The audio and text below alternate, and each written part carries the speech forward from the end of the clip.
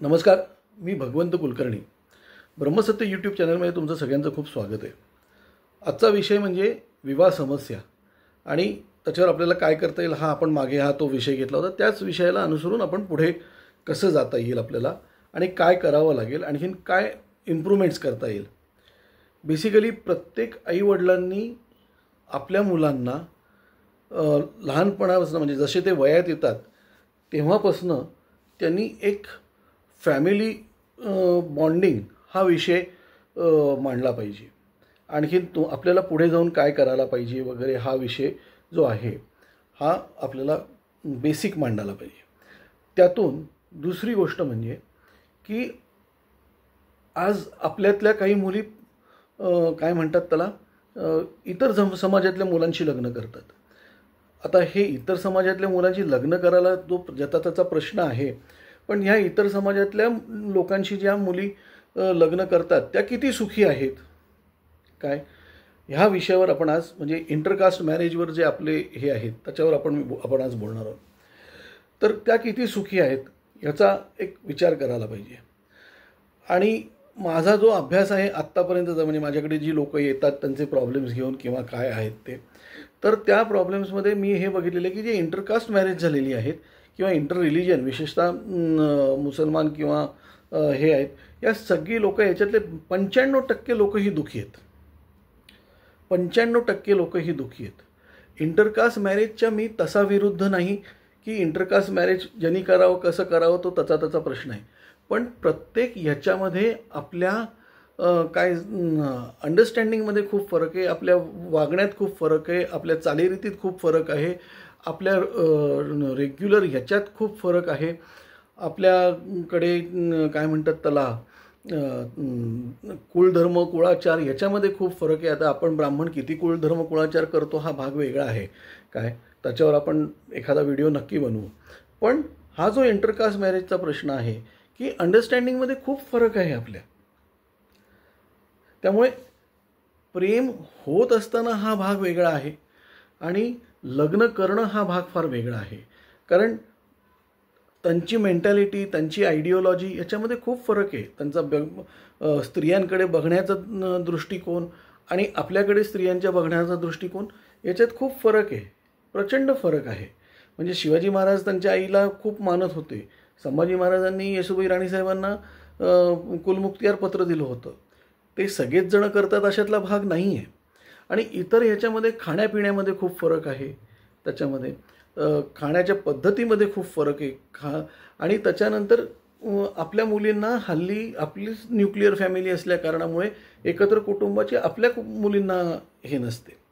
आणि व्यसन कम्पॅरेटिव्हली आपल्यामध्ये खूप कमी आहे, जी इतरांमध्ये प्रचंड आहे. आणि तिथे काही गोष्टीमध्ये काही लोकांना व्यसन असणं हे एक पुरुषत्वाचा भाग मानला जातो जो आपल्याकडे नाही आहे काय.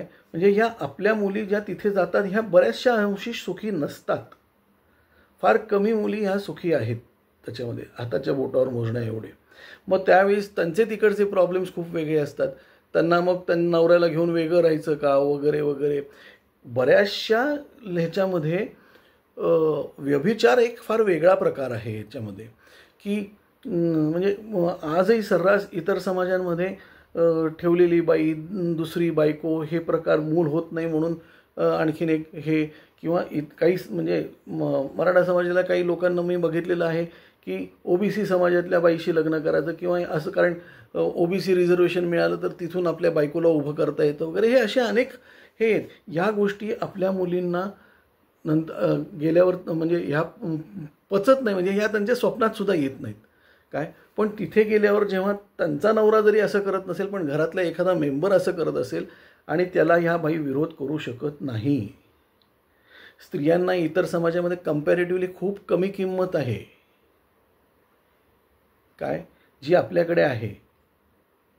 त्यामुळे आपल्याकडे आजही ह्या गोष्टी ज्या बघितल्या जातात त्याच्या आणि पण मग ही लग्न का होतात, हे इंटरकास्ट मॅरेज का होतात. आज बरेच माझ्या ओळखीतली लोक आहेत की ज्यांचे इंटरकास्ट मॅरेज आहेत, त्यांचे म्हणजे ज्या इतर कास्टमधल्या मुली आपल्या ब्राह्मण समाजामध्ये ज्या आलेल्या आहेत त्यासुद्धा आपल्यामध्ये ॲडजस्ट होणं त्यांना खूप अवघड जातं. प्रचंड अवघड जातं. तर माझ्या दृष्टीने इंटरकास्ट लग्न म्हणजे खूप विचार करून करावं. सुशिक्षित, अत्यंत सुशिक्षित वगैरे असतील तर ह्याच्यामध्ये सगळ्या दोन्ही फॅमिलीजनी एकत्र बसून विचार करून काय करता आलं आणि त्याच्यात कुठे सुवर्ण मध्य लागला तर त्याच्यावर विचार करावा. पण असं हे लग्न बरीचशा लोकांमध्ये खूप प्रॉब्लेम्स होतात. आणि मग आपल्याकडे मुलं कमी आहेत का, आपल्याकडे मुली कमी आहेत का? काहीतरी तुम्ही एक पैशाचं अट्रॅक्शन म्हणून कधी कधी तुम्ही बऱ्याच मुली करतात किंवा काहीतरी तो मुलगा काहीतरी विचित्र डॅशिंगपणा करायला जातो वगैरे आणि ह्याच्यामध्ये भाळतात, आणखीन त्या अडकतात त्याच्यामध्ये आणि त्याच्यात परतीचा मार्ग फार कमी असतो. कारण त्या लोकांचा जो ॲप्रोच असतो ह्या सगळ्या ह्याच्यामध्ये, आपला जो ॲप्रोच असतो त्याच्यामध्ये खूप फरक आहे. म्हणजे मला एक आठवतं आहे, जामखेडचं एक मराठा समाजातली काय म्हणतात त्याला, एक डॉक्टर होते. तर त्या डॉक्टरच्या मुलीनी एका बारामतीतल्या मुसलमान मुलाशी लग्न केलं आणि ती म्हणजे लग्नाच्या आधीच गरोदर वगैरे अशी सगळी त्याचे ते प्रॉब्लेम्स होते. तर जेव्हा हे माझ्याकडे काही हिंदुत्व संघटनांकडनं माझ्याकडे हे प्रकरण आलं होतं त्यावेळेस मी त्या डॉक्टरांना भेटलो होतो. तर डॉक्टरांनी मला सांगितलं की जाऊ देत, तिने तिचं नशीब म्हणे, त्यांनी काय शिव्या दिल्या ते दिल्या म्हणे, मला फक्त तिने इथे सही करून द्यावी की माझा एसटीशी काही संबंध नाही म्हणून. ती मुलगी सही करून द्यायला तयार होती, पण तो मुसलमान नवरा तिथं तिला सही करू देत नव्हता. म्हणजे थोडक्यात त्यांनी लग्न कशासाठी केलं त्या मुलीशी. हाच प्रकार ब्राह्मण म्हणजे नाव घेत नाही, पण मी एका ह्याच्यामध्ये एका ब्राह्मण मुलीने एका मुसलमान मुलाशी लग्न केलं. त्या म्हणजे मुलगी हुशार, कुठेतरी त्या काय म्हणतात त्याला, तो इन्स्ट्रक्टर होता त्या जिममध्ये आणि जिममधल्या इन्स्ट्रक्टर त्या मुलाशी तिने लग्न केलं. ते लग्न केल्यानंतर तो तिला घरी घेऊन गेल्यावर तिला एक 15-20 दिवसांनी कळलं की ही दुसरी बायको आहे. त्याला पहिली बायको ऑलरेडी आहे, जिला एक मुलं आहे.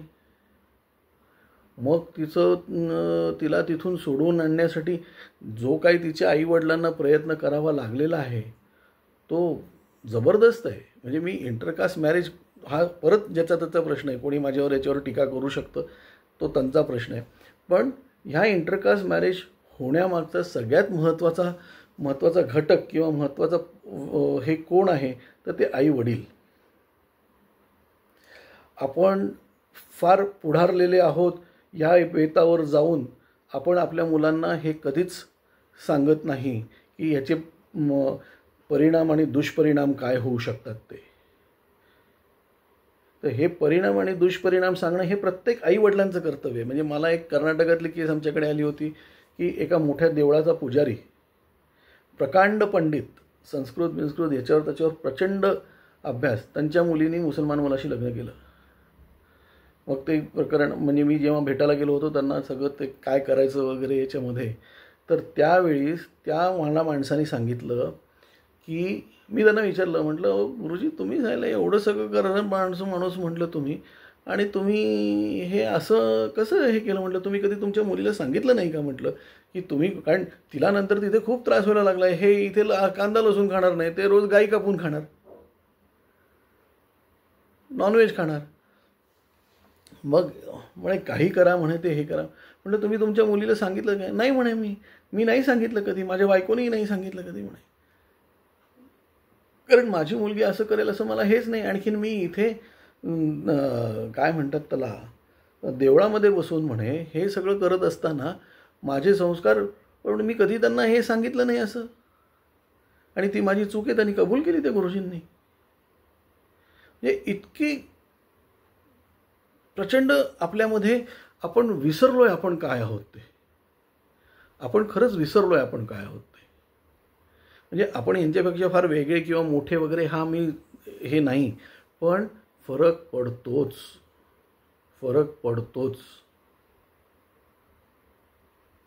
जे उदाहरणं दिसतात ना ते फार हे आहेत, ते सगळ्या कॉम्प्रोमाइजेस आहेत. लग्न म्हणजे कॉम्प्रोमाइज आहेत, पण तो जो आहे they are not that happy. परतीचे दोर कापले गेलेले असतात कधी कधी. काही ठिकाणी तर आईवडील, आता ती मुलगी जी त्या दिल्लीमध्ये त्या मुलाने विरारची का वसईची मुलगी होती, टी व्हीवर पण केवढं आलं होतं, ते तिचे 32 तुकडे करून फ्रीजरमध्ये ठेवले होते.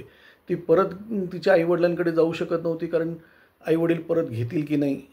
तर हाही एक आपल्यातला मुद्दा आहे की आपल्या मुलीने चूक केली असेल तर तिला समजून परत घ्या, तिची अशी काही परिस्थिती होण्यापेक्षा.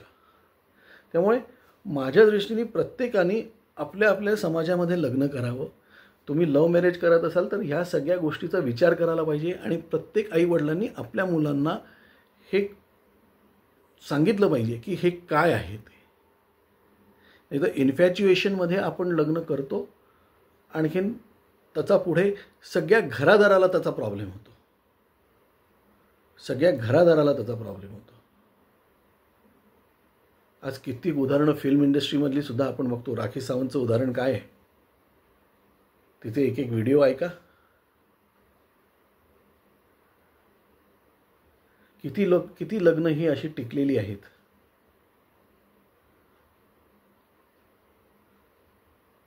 त्यामुळे ह्याचा प्रत्येकाने विचार करावा प्लीज. आज इथेच धन्यवाद.